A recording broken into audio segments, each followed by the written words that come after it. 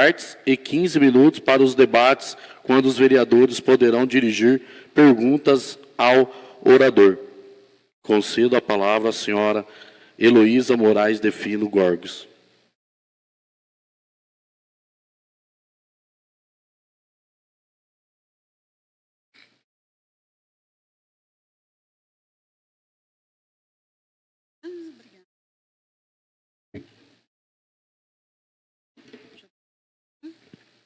Boa noite a todos e a todas também. Hoje, mais uma vez, nós, e hoje temos mais mães, viemos aqui para mostrar e falar algumas sugestões que nos foram dadas, né? E vamos ser bem rápidas. Nós queremos, assim, mostrar a vocês algumas falas que nos foi passado numa live do prefeito. E não é, assim, rebater essas falas, o que nós queremos fazer, mas sim provar que algumas dessas falas estão erradas, digamos assim. Uma dessas falas que nos deixou muito magoadas foi no referente que autismo seria uma doença. Como eu já disse aqui uma outra vez, autismo não é doença. O autismo é uma condição permanente. Ele é um transtorno do neurodesenvolvimento e uma condição permanente e, portanto, não tem cura. Se o autismo fosse uma doença, todas nós já estaríamos à busca de um remédio. Não tem cura o autismo. E ele é um chamado de transtorno do espectro autismo. E, como uma deficiência neurológica, ele não é um conjunto de doenças. É uma condição do ser humano. A pessoa nasce autista. Autista é uma condição genética. Então, se nasce autista. E a criança torna-se um jovem e torna-se um adulto autista. Tá? De acordo com a Organização Mundial de Saúde, o CDC dos Estados Unidos e o Ministério da Saúde, esses órgãos nunca se referem ao TEA como doença e nem citam uma cura, né? O CDC, que é a Agência Nacional de Saúde dos Estados Unidos, afirma que o TEA é uma deficiência de desenvolvimento provocado por diferenças no cérebro. E o Ministério da Saúde brasileira considera o TEA um distúrbio caracterizado pela alteração das funções do neurodesenvolvimento do indivíduo, interferindo na capacidade de comunicação, linguagem, interação social e comportamento. A cura para o transtorno não foi desenvolvida. O que ajuda? Intervenções psicossociais baseadas em evidências para o tratamento comportamental e programas de treinamento de habilidades para pais e outros cuidadores, que podem reduzir as dificuldades de comunicação e comportamento social, com impacto positivo no bem-estar e qualidade de vida da pessoa. Portanto, a pessoa que tem TEA, ela precisa de terapia contínua e ininterrupta, ou seja, não tem fim. O tratamento para TEA é para sempre. A pessoa nunca vai deixar de ser autista, porque não tem cura. E se não tem cura, não é doença. As necessidades de cuidado de saúde das pessoas com TEA são complexas e requerem uma gama de serviços integrados.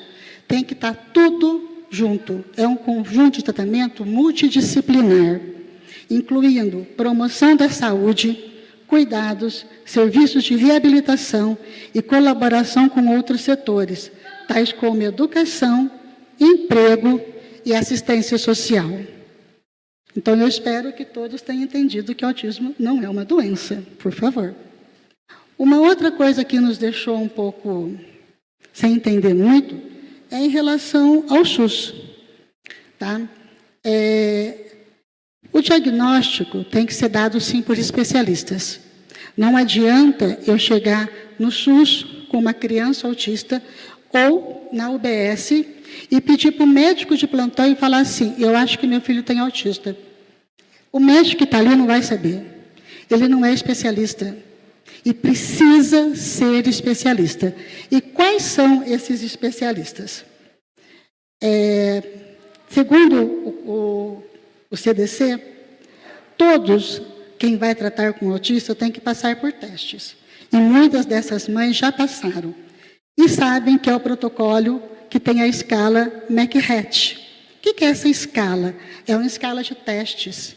Então, são testes que serão feitos para verificar qual o suporte. Não se fala mais em grau, é suporte 1, 2 e 3. E todo esse processo é delicado e devem ser realizados por profissionais capacitados. Não é qualquer médico que atesta um diagnóstico. E outro detalhe, o tipo de profissional que vai dar esse diagnóstico vai variar de acordo com a idade. E quais seriam esses profissionais? Neurologistas e psiquiatras. Por que psiquiatra? Primeiro, psiquiatra é o profissional indicado para identificar as nuances de cada distúrbio mental. Ele, psiquiatra, observa os sinais de melhora e piora para adequar o tratamento de cada caso. Sim, cada autista é único. Portanto, cada plano para a terapia de uma pessoa autista é individual. Não existe tratamento coletivo. É individual. Na neurologia, os médicos aprendem a avaliar o funcionamento típico do cérebro, movimentos anormais e sinais de que esse cérebro dá, e aplicar testes da capacidade motora, reflexo e força muscular. Neuropediatras. Por que tem que ser um neuropediatra? Porque identifica-se todos esses sinais na infância. Então, sim, tem que ser um neuro que tem especialidade em pediatria. Porque o neuro, que trata de adulto, não tem a especialidade de pediatria. Então, neuropediatra, porque ele faz 2 residências, 3 anos em pediatria e depois em neurologia infantil. Então, ele estuda por 5 anos para ele poder diagnosticar e fechar um laudo de TEA. No Brasil, existem 2 tipos de protocolo. Um de 2014, que são as diretrizes de atenção à reabilitação de pessoas com TEA. E o outro, que é do SUS, linha de cuidado para atenção às pessoas com transtorno do espectro autismo e suas famílias. Prestem bem atenção, famílias. A família também precisa ser cuidada. Nós não somos famílias desestruturadas, somos famílias desamparadas. E suas famílias na rede de atenção psicossocial do Sistema Único de Saúde. Como eu já falei, o diagnóstico de TEA é clínico. E por ser clínico, ele é feito através de uma coleta de histórico do paciente, que consta de anamnese com os pais responsáveis, cuidadores, tem marcadores neuropsicomotor, linguagem, alterações sensoriais e todos os demais exames. Outra coisa, todos esses testes, escalas, são todas descritas em 2 lugares. O primeiro é o Manual de Orientação do Departamento Científico de Pediatria do Desenvolvimento e Comportamento, de 2018. O protocolo é do Estado de São Paulo de diagnóstico, tratamento e encaminhamento de pacientes com transtorno do espectro autista, de 2013. E o protocolo clínico e de acolhimento para transtorno do espectro autista do Estado de Santa Catarina, de 2015. Portanto, é tudo documentado. Tem que ser tudo certinho. Tudo segue um cronograma. E eu não posso sair desse cronograma, senão eu não tenho um laudo. E uma outra coisa que eu queria passar. Eu vou mostrar para vocês 2 documentos. O primeiro que eu vou passar é um laudo de diagnóstico autismo, para que vocês possam ver o que é um laudo de autista. O que tem que ter nesse laudo? Tá? Vocês vão ver que nesse laudo consta tipo de terapia, horas de terapia, e leiam, por favor, para ver quem deu esse laudo. Por favor. Aqui. Uma outra fala foi relativa à entrada de como que a pessoa tem que fazer. Ela tem que entrar pelo BS, certo? O BS, CAPES, tudo mais. No próprio protocolo do Estado de São Paulo, fala que tem que ter um atendimento individual. Também precisa de um atendimento individual e que tem que ser feito por especialistas. E numa dessas falas está assim: não é o que o prefeito quer, não é o que a mãe quer, é o que está no protocolo. E no protocolo está escrito isso, que tem que ser atendimento individualizado, passar por especialistas.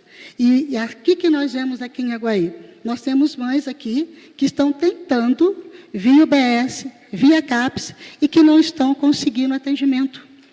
Aí eu vou passar o relatório do Lorenzo.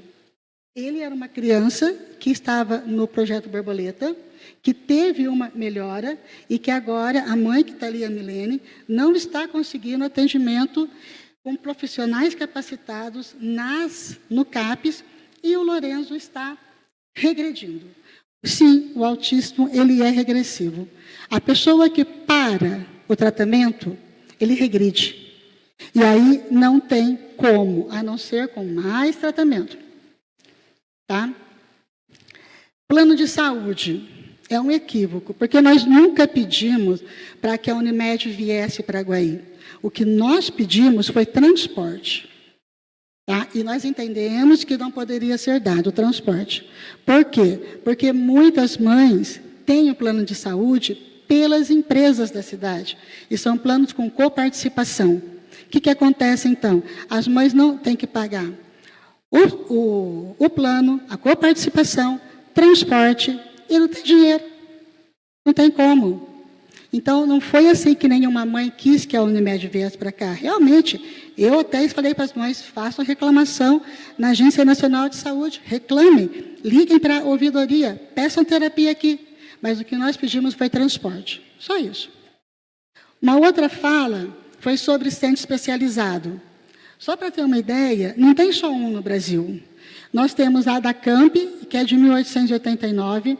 Nós temos o AMA, que é de 1983. Tem o CEPRE da Unicamp. Rio Grande do Sul tem 28 centros. Salvador tem 1. Brasília tem 4. Então, não tem só em São Paulo, tem no Brasil inteiro. Isso é mais antigo do que se pensa.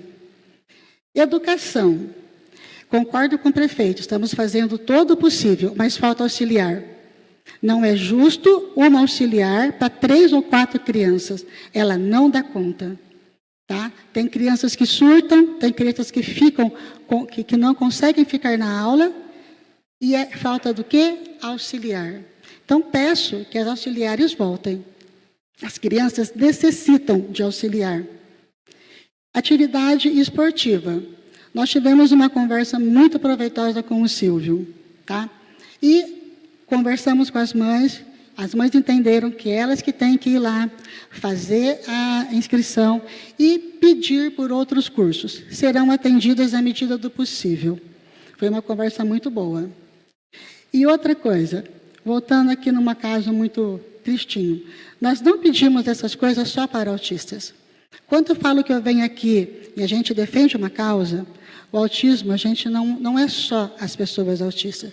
Nós falamos também de cadeirantes, nós falamos do deficiente auditivo, falamos do Down, porque todos eles também estão largados. Não tem.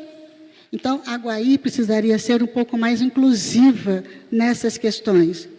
É claro, nós vemos aqui, nós, mães do grupo, levantamos essa bandeira, mas sempre falamos em nome de todos. Todos eles precisam ser lembrados. E quando o prefeito falou que essas mães são desestruturadas, a família desestruturada, magoou muito, magoa demais. Porque, de verdade, nós não somos desestruturadas, nós somos desamparadas. E por que eu falo isso? A cidade tem algum projeto acolhedor? Não tem. A assistência social já foi na casa de todas essas mães? Nunca foi. Conselho tutelar, sabe quantas crianças ou quantas famílias existem com deficiência na cidade? Tem algum projeto, como tem em muitas outras cidades que a gente conhece, e que não vem ao caso, em que assistência social, conselho tutelar ajudam a mãe? Às vezes a mãe precisa de uma consulta médica, a mãe não tem com quem deixar. A mãe precisa sair e não tem. Meu tempo está acabando, né? Tinha mais coisa para falar, mas não dá mais tempo. Mas eu espero que vocês tenham, assim, podia entender um pouquinho mais essa situação, esses fatos. E que, por favor, não é doença, tá? Não é doença, é um transtorno. Tá? Eu agradeço muito, mais uma vez, estar aqui, a paciência de vocês, e peço que vocês, por favor, olhem para todas essas causas dos PCDs com um pouquinho mais de atenção, um pouquinho mais de cuidado. E quando vocês falam assim, quando o prefeito falou que estudem direitinho, tá? Estudem direitinho antes de vocês falarem para não magoar ninguém. Muitas mães ficaram ofendidas e me pediram para virem aqui. Então, eu estou representando um grupo de mães, tá? E dessas mães que ficaram magoadas. Muito obrigada e uma boa noite.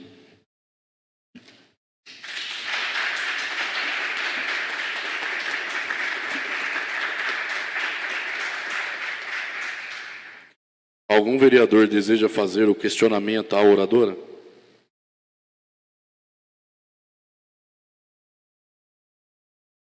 Tem um vereador? Eu gostaria que vocês fizessem.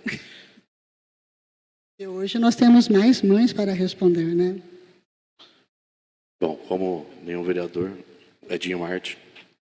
Luísa, boa noite a todas as mães, pais e responsáveis das crianças portadoras do espectro autista. A gente já tem conversado muito esses dias, porque talvez por isso a ausência de questionamento. Mas uma frase que me chamou a atenção é que você falou, as mães não devem pedir a Unimed no município. Eu pensaria de uma forma contrária. Eu acho que tem que sim exigir a Unimed. Que queira ou não queira, se são uma, duas, três, 4 crianças, para a Unimed é muito cômodo que o município transporte as nossas crianças que têm plano até lá. Eles também têm por obrigação criar uma pequena estrutura no município, mas o mínimo de atendimento que vocês possam dar para essas crianças. Então, acho que essa cobrança junto à Unimed é importante. Então, as mães que têm aí seus planos de saúde, façam aí os pedidos de uma forma bastante clara. Eu acho que você conseguiu também explicar um pouquinho da importância da equipe multidisciplinar no cuidado com essas crianças. Eu acho que isso a gente tem que ter muito claro, que muitas vezes a gente tem um tipo de serviço, o outro serviço acaba ficando falho, aí acontece mais ou menos o que aconteceu com o menino da Milene, né, eu acho, né? Ele estava fazendo as terapias dele no projeto Borboleta Azul, e a partir do momento que ele para de fazer essas terapias, não só o relato dela, mas o relato de algumas outras mães, essas crianças estão tendo algum tipo de regressão, e eu comentei isso, inclusive, numa sessão passada. Eu acho que como conforto, a gente já disse também em outras oportunidades, em outros encontros, o município de Jaguaí deve estar fazendo um chamamento público nos próximos meses, talvez um projeto nos moldes do que foi o Borboleta. É aquilo que a gente sempre fala, nem é aquilo que a gente espera, não é talvez o suficiente para atender a demanda, mas é o que a gente tem para o momento, e eu acho que já é um grande passo para essas crianças que ficaram sem essa terapia.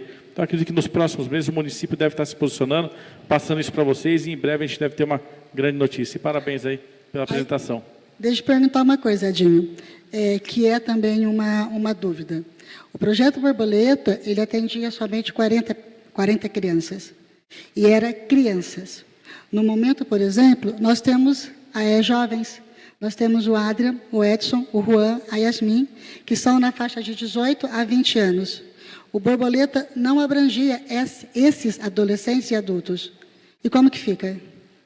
Então, assim, foi o que nós sempre falamos. Projeto para a gente é muito bom, mas o que nós queremos é uma coisa permanente, porque precisa ser contínuo. Então, às vezes o projeto, que nem tinha no Borboleta, 40 crianças atendidas e 50 numa fila.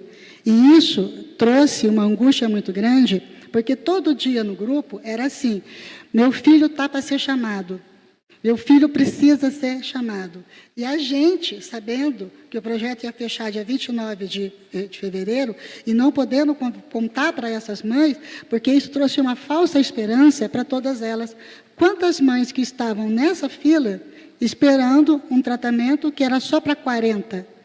E uma coisa com começo, meio e fim. Não pode, né? Então, eu espero que, se ele for ter,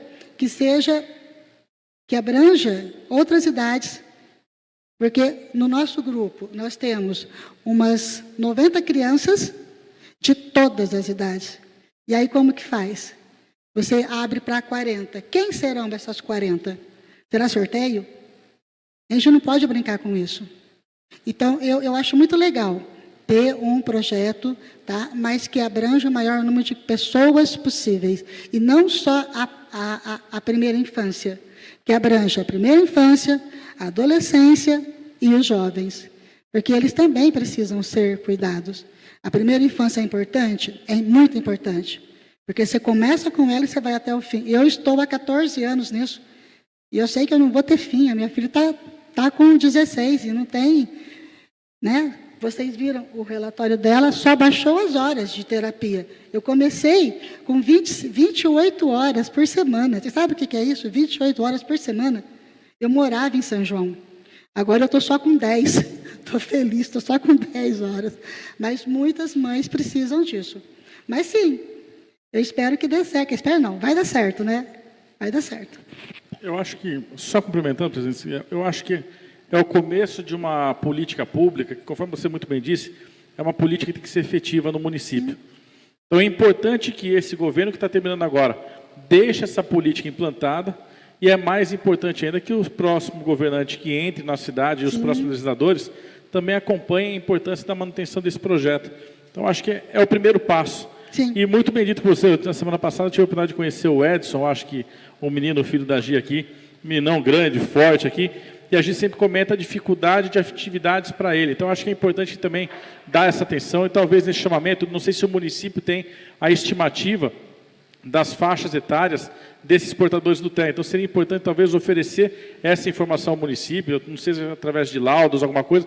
Já temos tantas crianças laudadas, já entregar isso direto à secretaria para que eles possam ter o dimensionamento do número também e da faixa etária. Que talvez a gente fala que não tem, mas talvez não tenha aí, talvez o acesso a esses números. Então, acho que isso aí faz um pouquinho de falta. Por isso que eu tá falo bom? assim, que nós somos desamparados, porque falta um projeto na cidade que envolva assistência social, o Conselho Tutelar, para que faça um levantamento. Precisaria ter isso. E é uma coisa assim, nós temos, porque nós temos a Fernanda, né, que eu falo que é o nosso RH do grupo, e toda mãe que entra, conversa com ela entrevista a mãe. Então, a gente sabe, assim, de todas as necessidades dessas mães. Mas nós somos um grupo pequeno. Muita gente na cidade não nos conhece, não sabe que existe um grupo, né? E isso seria uma coisa assim, que eu já peço, que eu já pedi há muito tempo, para fazer esse levantamento. E até hoje isso não foi feito. Porque é preciso, precisa ser cadastradas as famílias para saber qual é a necessidade de cada uma, para que haja uma política para essas mães, para que elas não sejam desamparadas e não desestruturadas, né?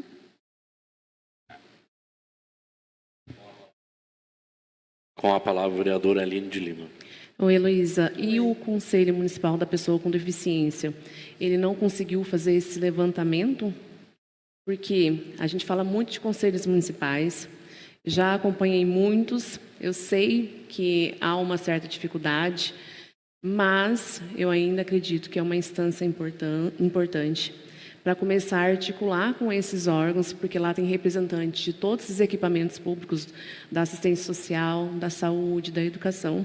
Então, eu acredito, né, eu acredito que deveria de fazer, primeiramente, esse diagnóstico, de saber desses números. Eu também defendo isso.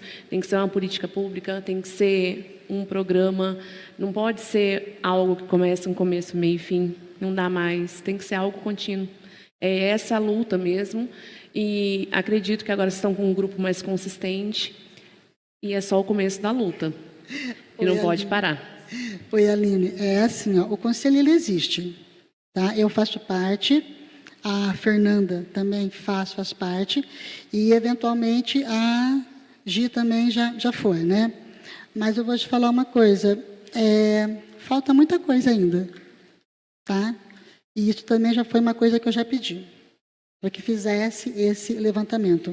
Então, eu penso assim, o conselho ele tem uma autonomia, mas ele para, tá? Então, ele para. Então, eu penso que o conselho teria que ser mais autônomo, fazer mais independente, certo? E fazer mais coisas. E ter muito mais participação.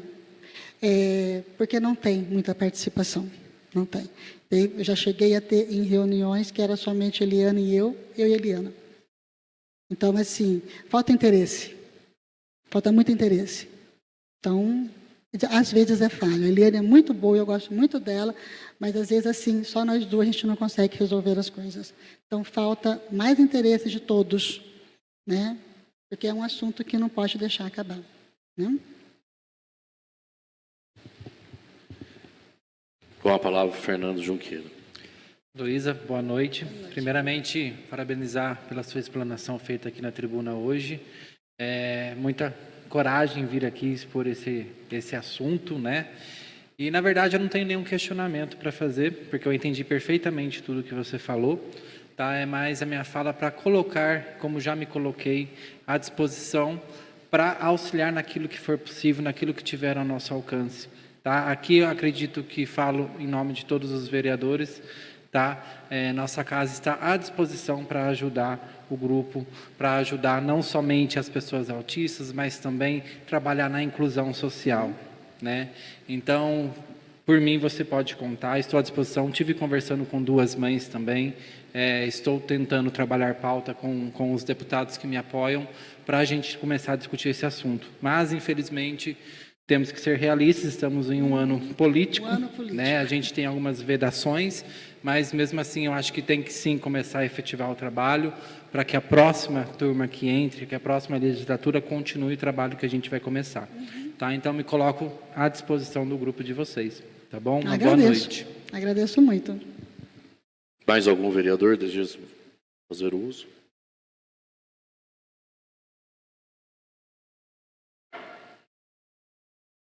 Elô, então eu vou fazer aqui meu uso. Quero te agradecer. Parabéns. Você, as mães que compareceram aqui, né?